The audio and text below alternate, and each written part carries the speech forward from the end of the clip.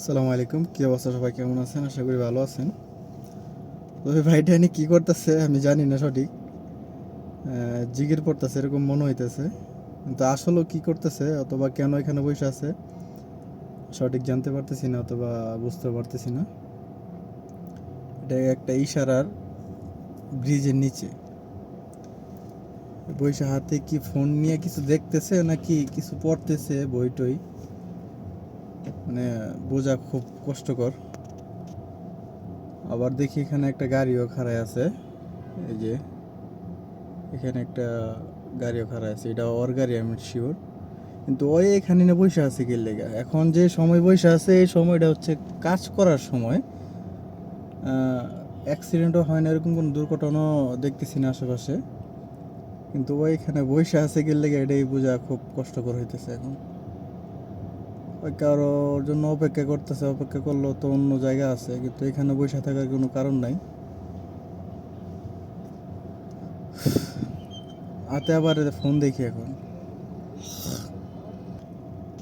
দেখি লাস্ট পর্যন্ত কি হয়। এখানে ইশারা পয়রা আছে তার জন্য দাঁড়ায় আছি, নাহলে এখানে দাঁড়ায় থাকার আমারও কোনো মানে হয় না।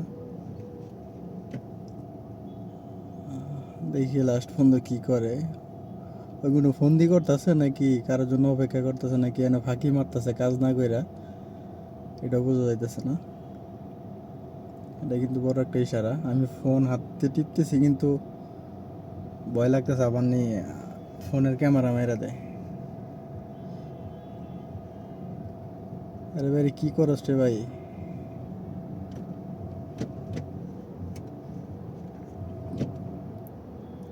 মনে হয় হাতে ফোন টিপতেছে।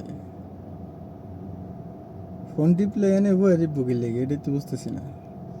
দেখেন জাম লাগে বয়ে রয়েছে পুরো রাস্তা। তো আল্লাহর বান্দায় দেখেন এনে বয়ে হবে মোবাইল লিখছে, মোবাইল টিপে নাকি কিতাব পড়ে গিয়ে জানে।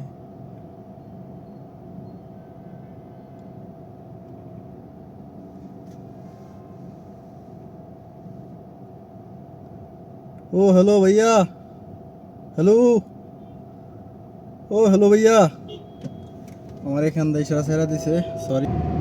তো শেষটা আমি দেখতে পারলাম না, আমি আইসা পড়ছি কারণ এখানে সিগন্যাল ছেড়া দিছে, ইশারা ছেড়া দিছে, এর কারণে আমার লাজিম আসতে আসছে। তো ওই আল্লাহর বান্দায় কেন জানি ওইখানে বসে আছিল এটা বোঝা খুব কষ্টকর হয়ে গেছে, এখনো বুঝতে পারি নাই।